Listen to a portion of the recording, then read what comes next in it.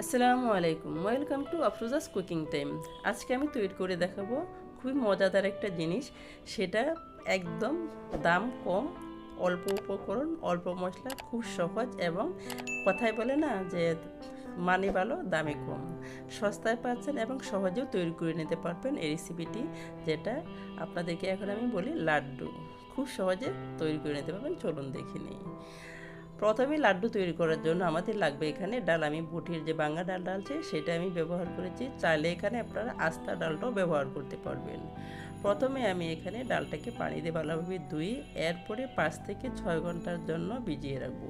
এই ডালটা যত সময় ধরে ভিজিয়ে রাখবেন ততটাই সফট হবে এবং ফুলবে, নরম হবে, ব্লেন্ড করতে সুবিধা হবে। 5 থেকে 6 ঘন্টা পর ভিজিয়ে রাখার পর দেখছেন ডালের কালারটাও কিন্তু অনেকটা চেঞ্জ হয়ে আসছে এবং চিমটি কাটলে খুব সহজে কিন্তু এটা চিমটি কাটা যাচ্ছে। এখন আমি এই একটা জারি নিয়ে পানিটা জড়িয়ে নিচ্ছি, একটা ব্লেন্ডার জারি দিয়ে দিচ্ছি ব্লেন্ড করার জন্য। তবে কোনোভাবে এখানে পানি ব্যবহার করা যাবে, পানি ছাড়াই আপনাকে ডালটাকে ব্লেন্ড করে নিতে হবে। এই তোমার ব্লেন্ড করা হয়ে গেছে, তবে একদম মসৃণ হতে হবে এমন কোনো কথা নেই। ডালটা একটু আদা ভাঙা হলে কোনো সমস্যা নেই, যেহেতু আমরা দ্বিতীয়বার আবার ওইটাকে ব্লেন্ড করে ভেজে নেওয়ার পর একটা বাড়িতে আমি ঢেলে নিচ্ছি। এরপরে চুলায় একটা প্যান বসিয়ে তেলটা হালকা একটু গরম হয়ে যাওয়ার পর তারপর আমি এই যে পেঁয়াজুর সেই আকারে দিয়ে দিচ্ছি। যখন একটু শক্ত হয়ে যাবে এর মাঝে এই পেঁয়াজগুলোকে উল্টিয়ে দিচ্ছি।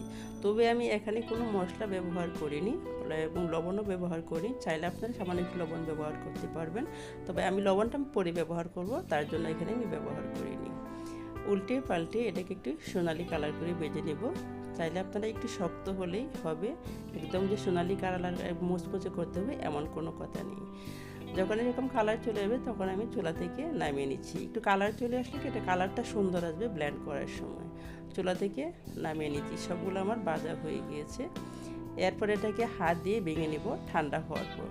যখন ঠান্ডা হবে এতে দেখতেই পাচ্ছেন এটা অনেকটাই নরম, একদম খুবই মচমচে নেয়। হাত দিয়ে ভেঙে নিচ্ছি। ভেঙে নেওয়ার পর এটাকে আমি আবারও ব্লেন্ডার জারে দিয়ে দিব। ব্লেন্ডার জারে দিয়ে দিচ্ছি। ব্লেন্ডার জারে দিয়ে দেওয়ার পর এটাকে আবারও ব্লেন্ড করে নিচ্ছি। এই তো দেখতেই পাচ্ছেন ব্লেন্ড করে নেওয়ার পর এটা অনেকটাই দানাদার জাতীয় হয়েছে। এখন চলে যাব চুলায়। চুলায় এখানে আমি যতটুকু ডাল নিয়েছিলাম তার চেয়ে হয়তো 1 থেকে 1.5 টেবিল চামচের মতো বেশি নিয়েছি চিনি। 1 কাপের মতো পানি দিয়ে দিচ্ছি।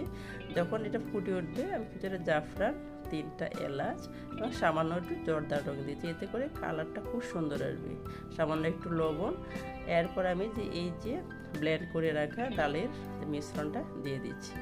দিয়ে দেওয়ার পর তারপরে একটু নেড়ে চেড়ে ভালোভাবে মিশিয়ে দিচ্ছি। এটা অনেকটাই নরম প্রথম অবস্থায় থাকবে, তবে ভয় পাওয়ার কিছুই নেই। এটা মিডিয়াম আঁচে রেখে নাড়াচাড়া করতে করতে দেখবেন এটা অনেকটা শক্ত হয়ে যাবে। এটা নাড়াচাড়া করতে করতে দেখতেই পাচ্ছেন অনেকটা কিন্তু এই যে ডালের মিশ্রণটা সেটা কিন্তু এই যে জোল জোলের মতো চিনির যে শিরাটা আছে সেটা পুরোটাই টেনে নেবে।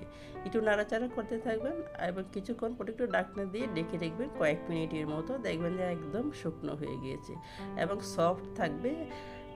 এবার নাড়াচাড়া করে নেওয়ার পর আমি চুলা থেকে নামিয়ে রাখবো, ঠান্ডা হওয়ার জন্য অপেক্ষা করব।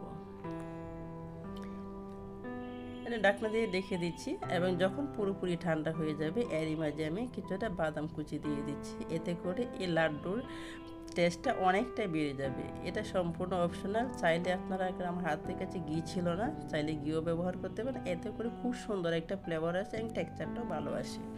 আর এই যে এলাচ দিয়েছিলাম, এলাচটাকে আমি উঠিয়ে ফেলে দিচ্ছি। এরপর হাতে ঘি বা একটু তেল মেখে নিয়ে তারপর আপনি আপনার পছন্দ অনুযায়ী কতটুকু বড় করতে চান এই লাড্ডুটা সেই অনুযায়ী এখান থেকে নিয়ে এবার হাতে ভালোভাবে এরকম চেপে চেপে নিতে হবে।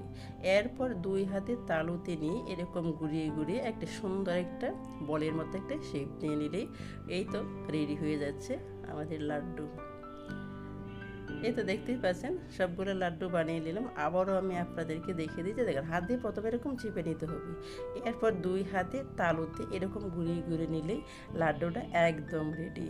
আর এটা দেখে বোঝাই যাচ্ছে না যে এটা ঘরে বানিয়েছি, আপনার মনে হবে যে কিনা লাড্ডু, একটা সেম কিনা যে লাড্ডু আমরা বাজার থেকে কিনে নিয়ে আসি ঠিক সেরকম হয়েছে। সবগুলো লাড্ডু বানানো শেষ, এখন শুধু একটু সাজুগুজু করিয়ে নেওয়ার পালা। এটা সাজুগুজু করিয়ে নিচ্ছি আমি। আপনারা যে কোনো কিছুর সাথে আমি বাদাম কুচিয়ে দিয়ে দিচ্ছি, চাইলে আপনারা উপরে একটু ক্রিম দিয়ে দিলেও সুন্দর লাগবে। এটা সৌন্দর্যের জন্য, আর কিছু না। এখন আমি আপনাদেরকে একটা ভেঙে দেখাচ্ছি এটার ভিতরের টেক্সচারটা কতটুকু পারফেক্ট হয়েছে। বাসায় একবার হলে ট্রাই করবেন। আর আমার রেসিপিটা আপনাদের কাছে কেমন লেগেছে তা অবশ্যই কমেন্টের মাধ্যমে জানিয়ে দেন। আর চ্যানেলটাকে অবশ্যই সাবস্ক্রাইব করে পাঠিয়ে দেবেন। সবাই ভালো থাকবেন, সুস্থ থাকবেন। আল্লাহ হাফিজ।